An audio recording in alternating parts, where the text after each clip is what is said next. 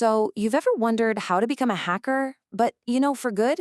Well, you've come to the right place. Today, we're building a really clear roadmap for anyone looking to get into the exciting world of ethical hacking, or what the pros call penetration testing. Let's just start with that big question, right? How do you learn the skills of a hacker, but then use them for good? See, it's not really about breaking things. It's about finding the cracks in the walls so you can fix them.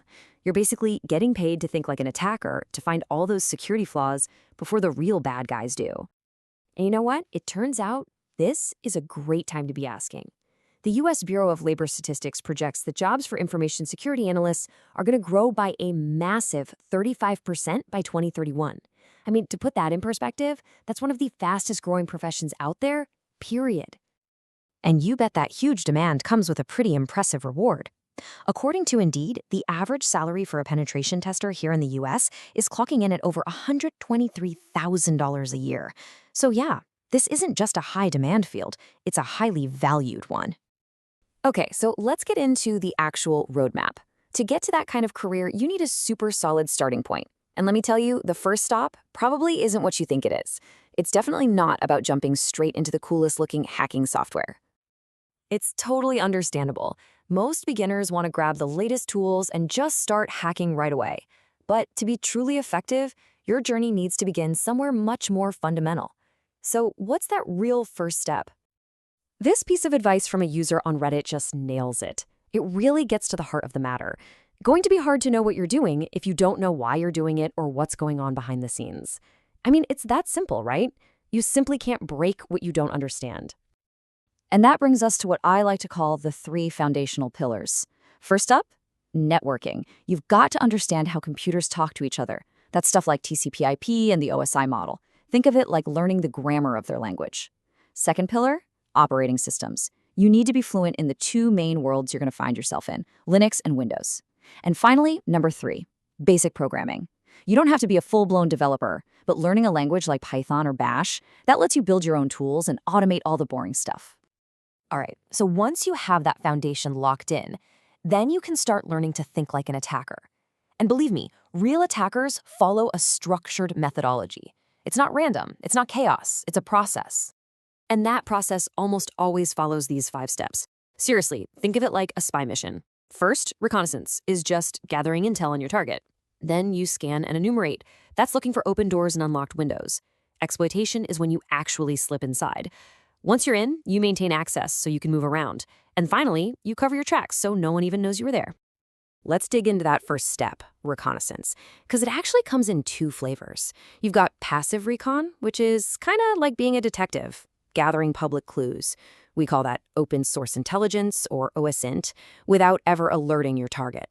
Then there's active recon. That's way more direct, like rattling the doorknobs and checking the locks. You're going to get better info for sure, but you also risk tripping an alarm. Okay, so you have the foundations and you know the process. Now we can talk about the tools that bring it all to life. But remember this, without that solid foundation, these are all just fancy toys. Look, it's so easy to get overwhelmed by these huge lists of software you see online. But the key isn't to know a little bit about 100 different tools. The real goal is to get deeply familiar with just a few powerful, multi-purpose tools first. It's all about quality over quantity here. And hey, if you're wondering where to start with programming, the job postings themselves give us a massive clue. Python, PowerShell, and SQL consistently top the list. Python is your all-purpose multi-tool for scripting. PowerShell is an absolute must if you're in a Windows environment. And SQL, well, that's how you talk to databases, and databases are always a high-value target. Now, when it comes to an all-in-one framework, Metasploit is pretty much the place to start. Just think of it as the ultimate Swiss Army knife for hacking. It's this giant library of known exploits, all bundled up with the tools you need to launch them, test for vulnerabilities, and gain access. Beyond that, there are a few other essentials you'll want to master. Nmap? That's your sonar for mapping out a network. Wireshark lets you literally read the data traffic flowing through the network's pipes. Burp Suite is your absolute go-to for finding flaws in websites and web apps. And Mimikatz? Well, Mimikatz is famous for one thing, ripping passwords right out of a computer's memory once you're inside a Windows system. So let's fast forward a bit. You've built the foundation, you've learned the tools, you've practiced in a lab environment. So what's next? What does the career path actually look like from here? And that's the really cool part. A career in penetration testing is not a dead end, it's a launch pad. You might start as a junior pen tester, grow into a senior role leading complex tests, then move into management and potentially climb all the way to an executive leadership role like Chief Information Security Officer, a CISO, where you're responsible for an entire organization's security strategy. So there you have it. We've laid out the whole path from the core foundations of networks and systems to the 5-step attacker mindset and the essential tools of the trade. You've seen the roadmap. The only question left is, where will your journey begin?